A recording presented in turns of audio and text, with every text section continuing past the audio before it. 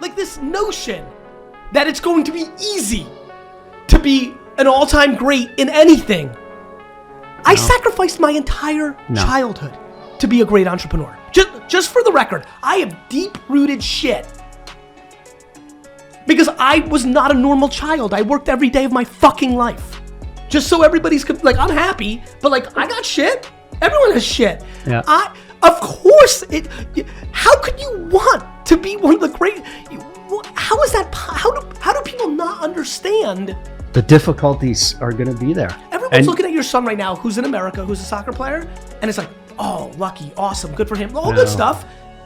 Do they want to go to Germany at 15 and fucking have that culture shock? Or do they want to go to the prom?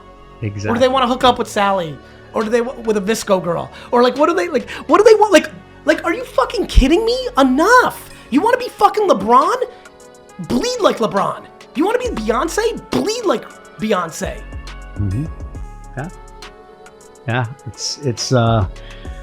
It was something. Enough. I mean, I'll never forget, those first few months, and just not allowing him to make an excuse or to say, dwelling is fucking suck it up, cancer. get up in the morning. If this is what you want, this is how it's going to be. Yeah, and it's not, for anyone who's listening who might be confused, who's saying, well, how's that any different than the person yelling at the back of the car after? It's not that. It's accountability versus ridicule. There's a reason those two words exist. They're different. Well, and I think it's also, because I think also what you can do with that kid that doesn't want to get up and doesn't want to do these things, that's okay. Like, you don't have to be in the top 1% of soccer players in this country. And you don't have to get up right now, but you have to understand that it's like your actions have consequences. And so you need to decide what it is that you want and then act accordingly. We live in a world that people's actions do not match the ambitions coming out of their mouth. Sure. Yeah. The end. And you can change either. You can change your actions, Correct. or you can change your ambition. Correct. I think either is an option. Let me give you an example. Think anybody. Let me give you an example. My son is like, I'm gonna dunk, and I'm like, look, already he's 7. I'm like, listen, man, mommy and daddy, we're not you guys. I'm not sure we're giving you the DNA for that. I'm like, look, do your thing. And I had this crazy combo, like somebody overheard it and was like, that's weird. They thought I was like crushing dreams. And the combo ended with me saying, look, I think you could be a really, really awesome intramural city league player, right? And like, he was like, he's 6 at the time, 5 at the time. He's like, what does that even, I don't know if he even knows the city league basketball. Yeah. Like, I'm like, look, D3 shitty squad, 3-point shooter, maybe, like, but here's what's interesting about that. A father or a mother that says that to a kid, do you know how many people told me that I couldn't? I didn't give up or said, oh, my mom and dad or others said I couldn't. That got me more fired up. I'm like, I'm gonna fucking stick it to everybody. That was my structure. To your point there, like this notion that you can be LeBron, baby. Like the thought of like that conversation, that's doing a lot of damage. And to your point, when you're 14-year-old that 11 to 16-year-old range gets real interesting to me because these kids start changing, and all of a sudden the 13-year-old guy, just cliche stories, the 13-year-old guy who's gonna be the next fucking Mbappe, that's what he thinks, all of a sudden grew 6 inches, took his braces off, and the cutest girl at his camp thinks he's cute, and his chemicals changed. His world just changed. It changes. And if he then changes, and all of a sudden he doesn't want to be Mbappe, well, guess what? That's life too. Yeah. But take it from somebody who went through high school where all of a sudden I also grew and I was charismatic and I had things, and I thought it was more fun to go to sleep at 8:30 p.m. on a Friday instead of going out with cool chicks because I wanted to wake up at 5 a.m. to do a flea market. This is real talk now. Yeah. Well, then there's no mistake of why I got here. This is not by accident. This is not luck. This is I put in the work, and it's because it was interesting to me. There was a level of like self-awareness, but also passion, right? And I talked about passion a lot in my early career, and it was because of this. When I was leaving my dad's business, it was mainly because my brother AJ was graduating from college. And I knew that I wanted to do a business with him. And it was also because I was in a family business. And for all the people that are watching or listening, Family businesses work very different.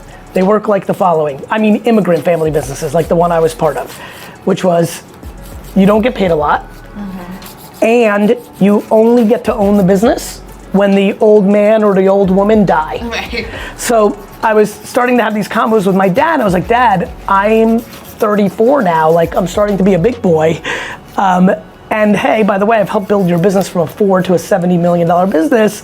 I need to go do something, I think, for myself kind of thing. And so I knew that I was getting close to that transition. AJ was graduating in like 6 months to a year, and I was like, crap, I gotta pick. Right. And back to your question on self-awareness, I said to myself, what do I like and what am I good at?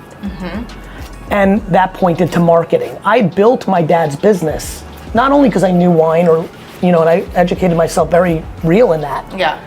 It was because I did a website in 96. I did email marketing in 97. Right. I did Google AdWords in 2001 or two when nobody was doing these things. They all worked. And at this point when I was transitioning, I did a YouTube show that was crushing. I was one of the first people to have 1 million followers on Twitter.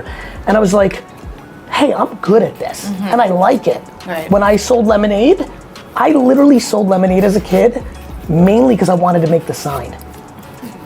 And but I didn't realize I didn't realize that at the time. Right. But at this back to self-awareness, I was like, oh, baseball card shows.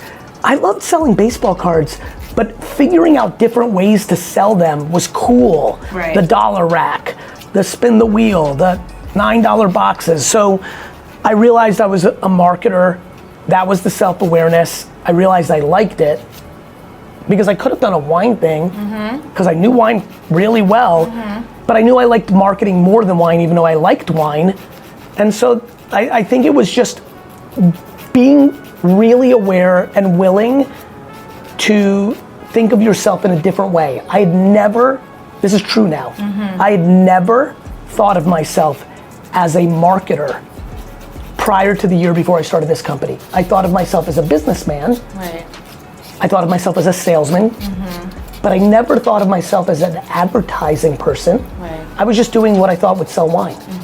And then I re-looked at myself through the lens of self-awareness and passion, because I had a life decision to make, and that's how I got there.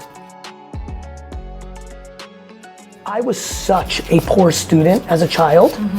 I was, after about 4th grade, not as good at sports as like the best people in sports. I had good hand-eye coordination, I was a scrapper. But I was selling stuff my whole life, which meant I got a ton of no's. Yeah. That by the time I got to a place of like running my dad's business or then starting my own businesses, I wasn't scared of anything. Right. Did you feel like you had nothing to lose? It was even better than that. I didn't care if I lost. It wasn't that I didn't have anything to lose. It was that I didn't care if I lost. I cared if I didn't try. Like, it was like, I often use this analogy of like, you know how in the summer lightning bugs go to that like blue light and like, they almost like, I always think like they know that they're gonna get killed if they go to the light, but they can't help it. They're just going to the light. Yeah. That's how entrepreneurship is for me. Like, Right. I don't have another gear. So what I would tell everybody is fall in love with losing. What I would tell parents, actually, the people I really want to talk on this one is parents. The reason 8th place trophies was a misstep was what we were teaching kids was losing, we were demonizing it. We were saying to them, losing's bad, so nobody should lose.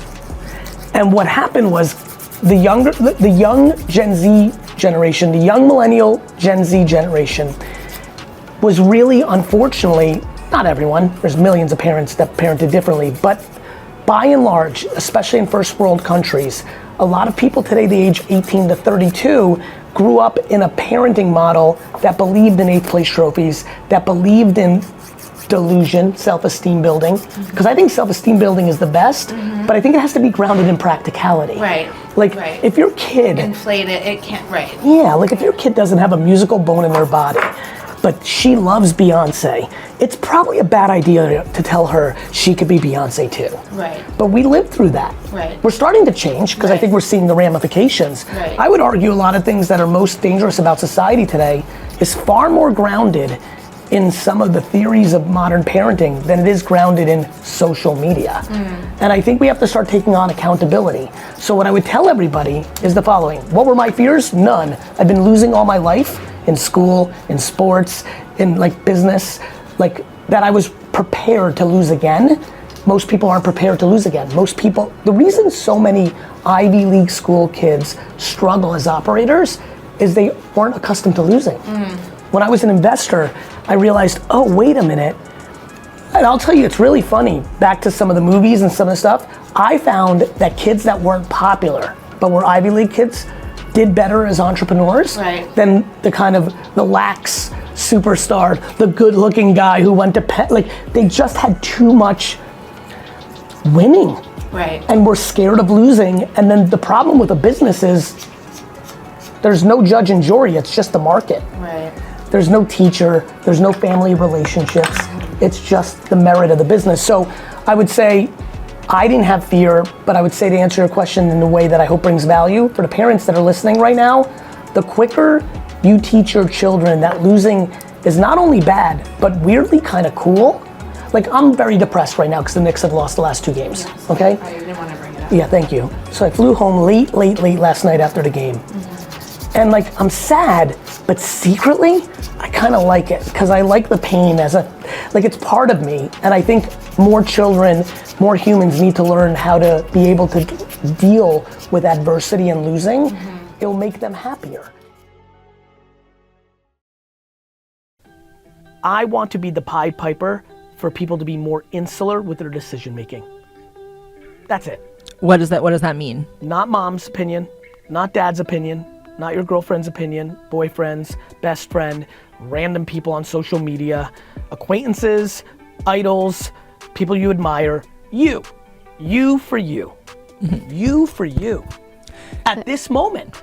Yeah, but they're not, people don't know themselves that well, I feel like. Great, but even if we, time. I think that's a great point. I think that a lot of times I've historically taken things for granted that I was gifted DNA-wise.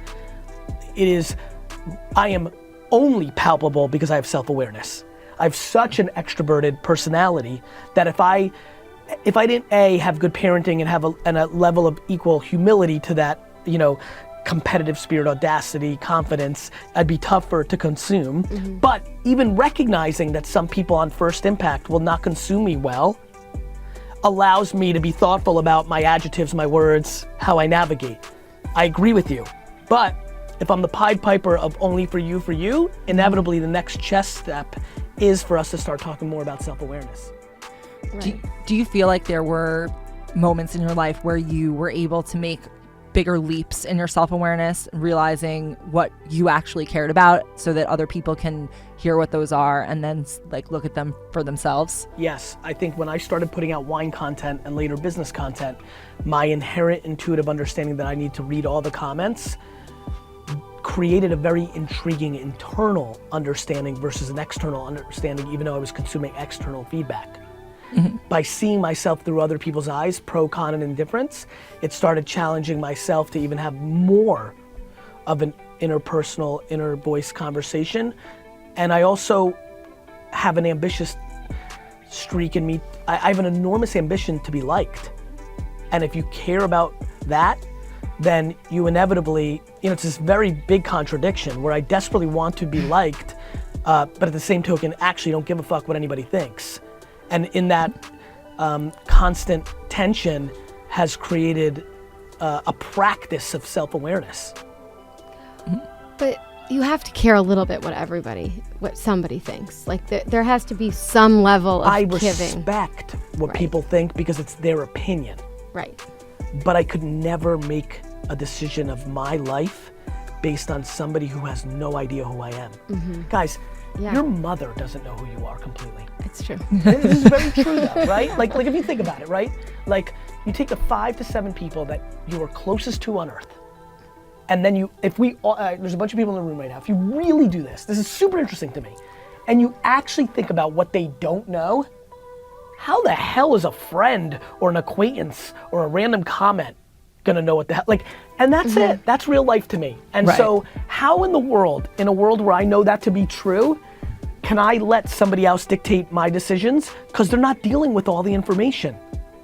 They're just not, and by the way, the people closest to you usually have some vested interest in what you're doing, financially, emotionally, to brag about, and so they're giving you bad data.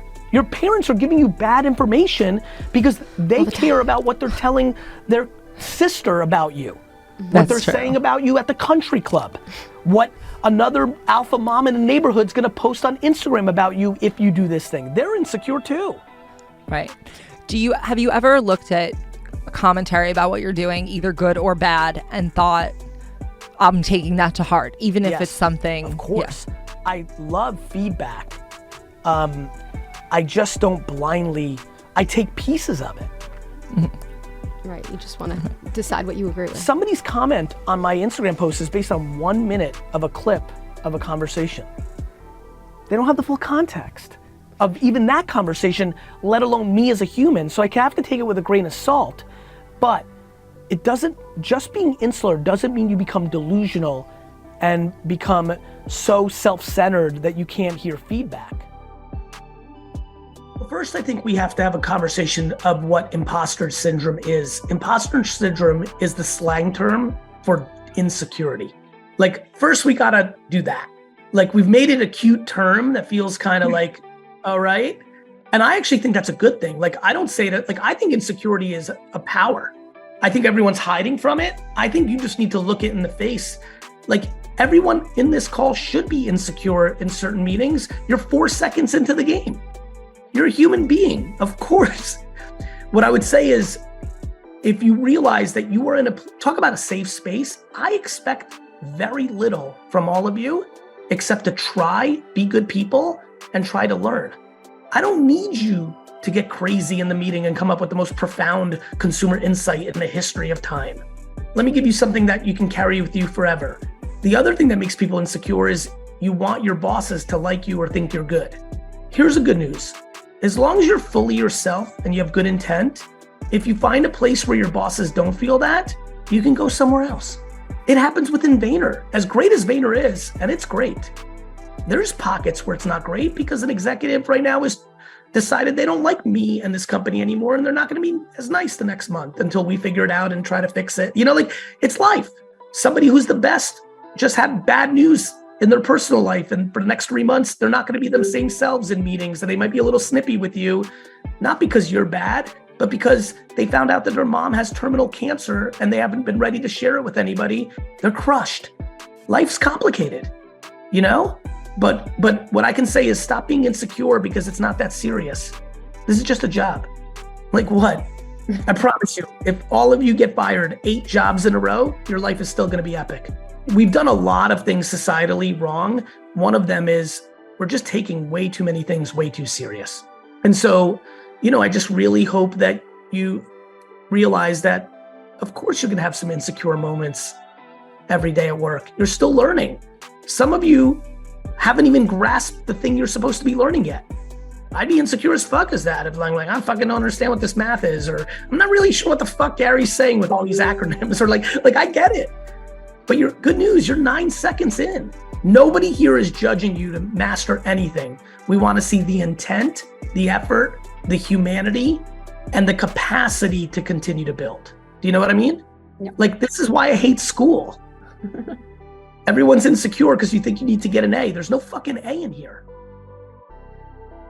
And one of my favorite things that you talk about is, like, you should not have shit figured out in your 20s. It's okay to be overwhelmed, to go chase that dream, to go traveling, to go do whatever the hell you want to do. So I'm curious, like, was there... Especially, and I want all of you to hear this, I apologize, Paige. Yeah, no, you're good. Especially, all that shit I talk, especially if you're standing on your own 2 feet financially. Where people get fucked up on, like, yeah, Gary's told me to travel the world and this and that. Like, you know, like, if your mom and dad are paying for it, like, that's different. If you're doing like a job for 3 months, saving, and then going with your homie and like rugging it out, that's fucking epic. You earned it. Where people get caught is, I don't think there's anything bad about getting support from your parents, but I'm gonna give you a really good piece of advice. If your parents are financially helping you, you need to change your tone and tenor how you interact with your parents. Fair like, enough. respect that. That's where people get fucked up, because what I'm trying to keep you all away from is entitlement, because that destroys a soul. You know why so many people are unhappy? They expect everyone to do everything for them. They expect the government to do it for them, their parents to do it for them, their company to do it for them, their boss to do it for them, their boyfriend to do it for them, their girlfriend. Like, get off that. The quickest way I can promise to make all of you happy is to stand on your own 2 feet and be accountable and expect from yourself. You will get so much happier, I promise.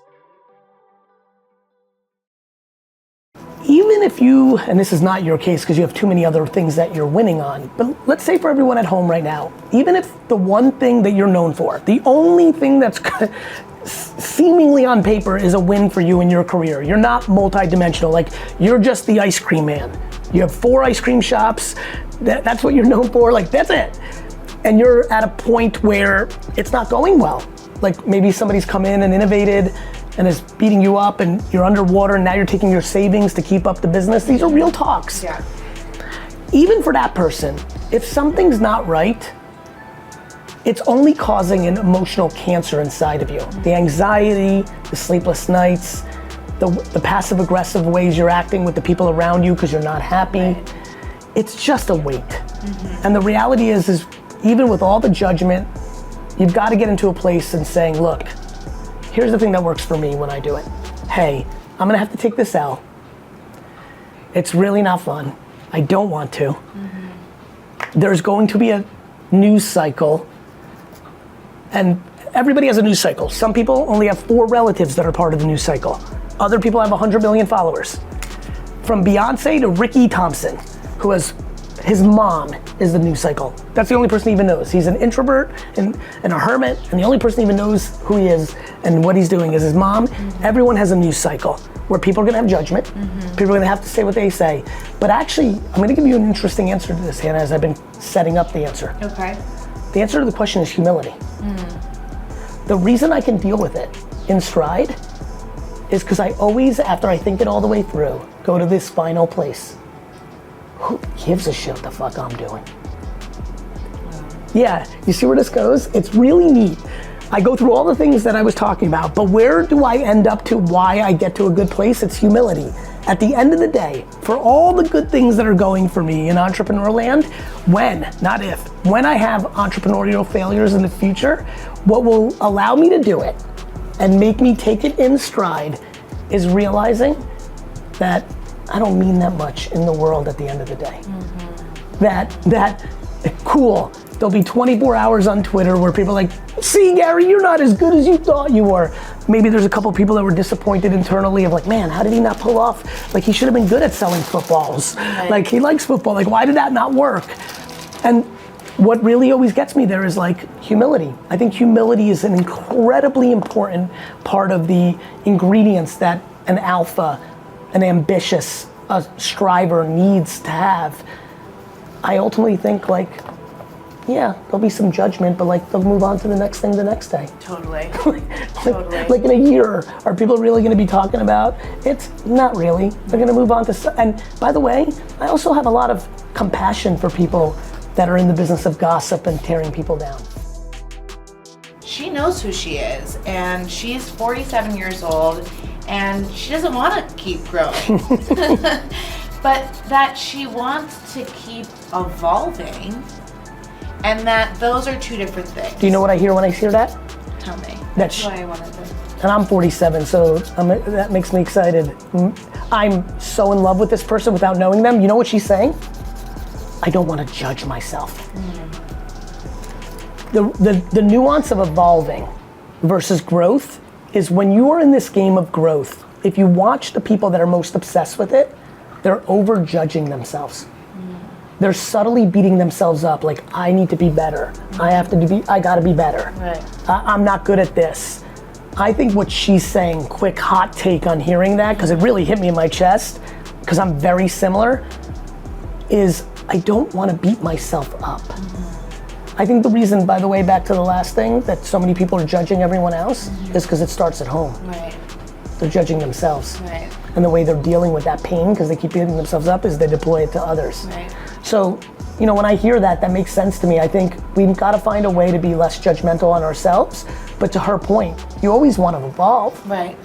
But I understand. I think I understand where she's going. Yeah, it was interesting because when she first started talking about like kind of getting over this idea of constant growth, I was kind of like saying to myself, well, but there's so many things that I want to accomplish and do. And then she moved into this, it's not about, like, you can still evolve within yourself, but the constant idea that you're not satisfied with yourself is... And I found it just like really beautiful. I thought you were gonna like that, so that's why I wanted to bring Well, it's funny, you just made me think of something that really hit my team the other day. We're on this journey at this marketing firm, and it's like really like gonna be a thing. Like, we genuinely like are starting to, and when it's all said and done, have changed the way people think about marketing in the world, which is really cool. But there's so much pushback. Like, people still believe a television commercial is more important than a single TikTok. And I really don't think that. That the ocean spray TikTok will sell more ocean spray, which it did, than any commercial, which is true. So we're having this very philosophical meeting where the team is talking about the frustrations of getting the world on board. And I said something that's just very real to me that touches on what you just said. I looked at them all and I said, we've already won. And it's funny when you just said what you said about what she was saying. I feel like that is another big quote unquote secret to why things have worked for me. Similar to what I said earlier about not being attached to the validation of the success. When I tell you the most emotional professional day of my career to this day is still the first full day of work at my dad's store, May 20-something, 1998. coming up on an anniversary. Yeah, 1998 is still the most significant day of my life because somewhere around 4th grade, I dreamed for the day where I could work full time. And I remember like yesterday driving right over there, over those hills, from Hunterdon County, New Jersey to my dad's store for 40 minutes. And I remember literally saying to myself, there'll never be a better day than this, because this is the starting point of what I've always wanted to do. And basically I was saying to myself, I'd won already. Regardless of what's about to happen over these next 50 years, just playing means I've won. And so like, when, you know, especially since Kobe's death, which I think really was just such a cultural, and especially because I'm very tied into being competitive, and I just like a lot of the way he moved. He's one of the people that just very clear for him, it was like he'd won the day his career started. Like the game itself, and that's how entrepreneurship is for me. The game itself is the win, nothing else. And I was telling the team, we'd already won. We're like, and it was funny to see how well that landed with everyone. It like gave them some sort of weird peace of mind. And I think that's what I want for every individual. Like when you go and do the thing you want to do, regardless of the money or the notoriety, if you are passionate about planting and you've started a micro planting, farming, flower, vegetable business, if it, like the amount of people that have a business like that does $180,000 a year in sales and they take home $67,000 and they live on that $67,000 and are happy as shit, it's those people. And sometimes they look like Kobe and it's financially and culturally satisfying. It just happened to be that for him. But back to like all the hidden people that we don't talk about. A dentist, that's all he ever wanted. Like he's pumped. I want that. That's why the first book I ever wrote was based on that. But people keep thinking it's foofy, silly stuff. And I keep saying that the internet has made it very real. But instilling the right things is everything. And so like, for example, and you know this, because you're very educated in this, there's a lot of variance to beauty versus health and wellness. So like, there's the concept of like lip filler is very different than eating clean. So I think that's going to be a big topic of conversation over the next 20 years as we get more advanced than what you just talked about. There are certain things that are artificial enhancements to live up to the current state of beauty. Right? Look at your life. I look at you and I can see visually, she grew up in an era where girls that look like her were the standard, and now as she's older, her look is more the standard, and standards change. Right? What is considered beautiful changes. So there are differences of like, are you in a life cycle where the way you look is considered the standard of the day, or is it not? And then do you do something about it to keep up with the Joneses? Right. Or are you doing things that are gonna keep you healthy? You know, like, and those are very interesting nuances that I don't think are being broken down just yet in health, wellness, and beauty. I would agree. Including, I'll give you another one, cosmetics that are clean versus not. Right? Those are like new conversations we're having, but to your point, are we as parents teaching our children your validation to the world, your self-esteem should be wrapped up in how you look or on who you are? And I think they come in all shapes and sizes, and I think it's dangerous to be black and white. Right. Because, you know, look, I think beauty is like an important part of the world. We like marvel at like sunsets, and we like when it's nice outside. Like, we shouldn't demonize some things. I don't think it's a trivial thing. I don't think it's not important, but I think balance and all this. I think a lot about the color purple these days. So as America has really locked into a war amongst red and blue politically, I know the way we get out of this is by everyone falling in love with purple. And I think everyone's digging in too deep. People are even changing their minds on things just to fit a red or a blue. And so I think this issue fits similarly, which is like, we shouldn't demonize people that want to look good. I think it matters quite a bit. But we can't make it the thing they're completely known for. And to the point of this combo, when are we gonna start holding people up on a pedestal that are the nicest? Not the richest or the prettiest. Correct. And I think we have the potential to do that. Totally. I really hope so. I think as a society, we do have the potential to do that too. Well, I think it happens in pockets, right? You and I have a lot of different, like, you probably have 3, 4, 5, 2, 6 meaningful friend groups. In my world, I would argue that most of my friend groups that really are my actual friends are actually quietly built on that. Because, you know, you just want to be with people that are nice. Of course. You know, or common interests. I think storytelling does everything.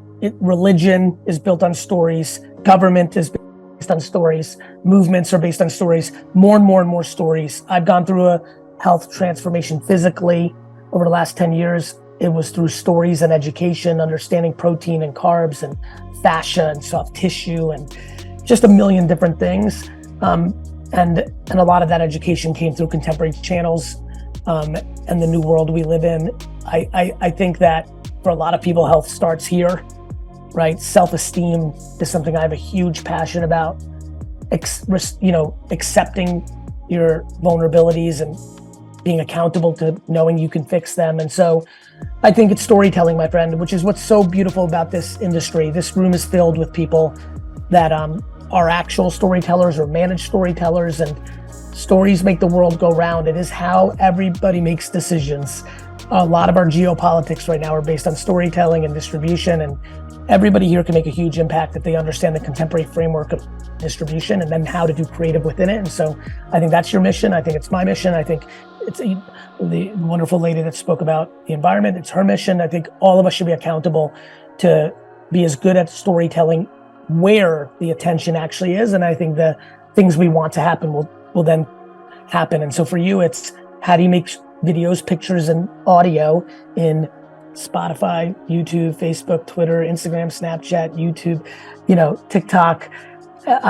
It's just the reality of our world. And really, as a parting shot, until our collective industry understands the power of social media and that the creative in social media is fancy too, is special too, matters too, we will continue to make videos that nobody cares about and distribute them in places nobody's paying attention to. We've got to change that. And I hope all of us can be a contributor to that. There's a great Russian saying that my father used to say when I was a kid. I was born in the Soviet Union, for context for the audience. And the saying goes like this: whoever's paying for the music gets to pick the song. So if you're in agency land and you have clients, the only way you can make it happen is by having conviction in what you believe, because it's very hard to convince somebody off of, don't forget, we have to have empathy for them. If they're being measured by on brand, quote unquote, the subjective opinion of their boss and or however the MMA internally is being scored, they're not going to put their career in jeopardy for our passion to win on relevance or do something different. Nobody ever gets fired for a TV commercial is a real thing. And so, I think what you need to do, and this is what gets me by every day, is be eyes wide open, understand and have empathy to why they're saying no, but try to find your people. We know at Vayner, for example, that 9 out of 10 people are just not going to buy what I'm putting down or what we're putting down. And that's okay. We understand we're going through a process. So I think for you, so you don't lose your sanity, just keep in mind that it's, you don't want to necessarily beat your head against the wall. It's very hard to convince, but keeping your conviction and finding other potential clients and new clients is how you're going to do it, because you're either going to, there's two things. We find new people to say yes to it, or we consistently never waver with the clients we have with saying, but that's your subjective opinion in this boardroom. Do you really want to spend all your money putting that out? Why can't we do validating in social or this, that, and the other thing? So, otherwise you're just going to be in a hamster wheel. I think if this room is honest with itself, if this industry is honest with itself, I think most of our advertising is not entertaining. I think we can all kind of accept that truth. I think when you look at the commercials across the world, and when you look at the far majority of creative in social media, definitely in digital banner form or pre-roll, I think, what do I think? I think we should make more videos that people want to watch, but that is not the DNA of this industry. And I think we make advertising for awards. I think we make advertising for the industry magazines. I think we make advertising for corporate boardrooms, for each other. But I don't think this industry does a great job in making, ads and videos and content that is actually entertaining. I don't see it. It's a challenge. I would argue that a lot of what VaynerMedia does is not achieving this goal either, because it's very hard to untrain creatives and strategists that were brought up in ad land to actually make contemporary creative that is feeding the appetite. And so, clients get what they pay for too. They push, GRPs and brand positioning. It's got a ladder up to the brand and all these things that are very academic and very corporate and not very consumer.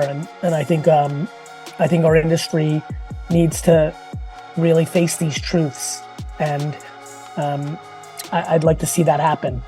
It's why, first of all, congratulations. It's incredible. You started your own company. It's epic.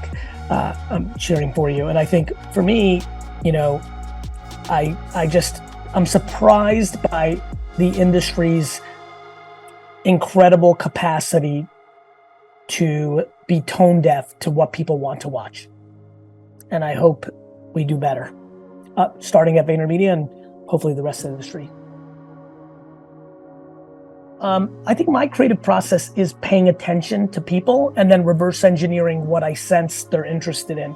So I think, I got trained, again, back to the liquor store.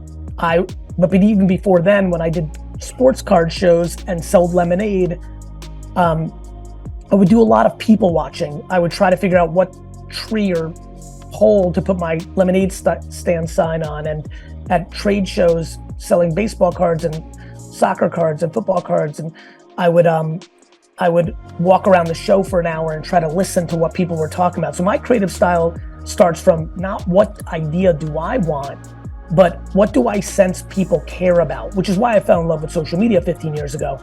I could put something out and get real feedback, real consumer insights. And so my creative process starts with, okay, you want to sell a hat or a beverage or a TV show or an electronic, understood. Now let me try to get a sense of what people care about today. What's their pain points?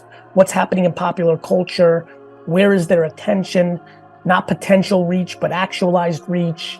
So, I reverse engineer the emotional truth. Like, is this gonna give them more time with their kids? Is this going to make them look cool? Is this going to, solve some sort of emotional or tangible problem?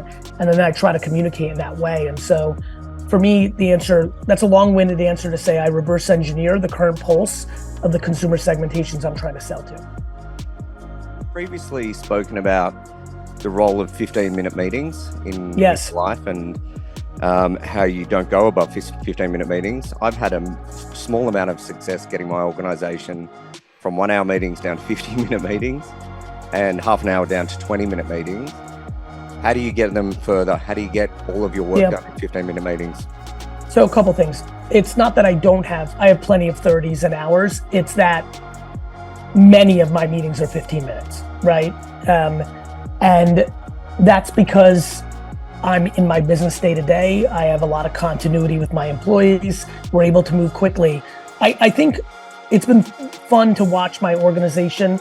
I've done a couple of fun, I don't like to impose a lot. I try to motivate my organization through positivity more than negativity. But I've done a couple of random hey, next week, just cut everything in half and just see what it feels like. And it's staggering to me how many people enjoy it and didn't realize how much waste. And I think for everyone here, this is going to resonate. We've all been in meetings. I'm not sure how many meetings I've been in that couldn't have been a little shorter.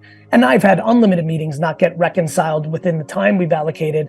But it feels like that classic thing, if you have a 5-pound bag, you're going to fit 5 pounds worth of stuff in it. And so I just think it becomes how do you get there? The reason you've had some success is because you've decided to prioritize it. I think for a lot of people here, especially smaller organizations, if you're at the top, you'd be shocked how much hours becoming 30s becoming 15s can really change your effectiveness. And I think it's really been a big impact for us. We're still just okay at it. Plenty of meetings have way too many people. I always say most of the meetings at Vayner have double the amount of people that need to be in it for double the amount of time. And every day, every year, every time I get on a hot one about it. We do better and we're better for it because we're able to give bigger raises because of it, hire more people because of it. Effectiveness matters. And so I just think you make it a thing, you make it a religious thing. It's something you care about.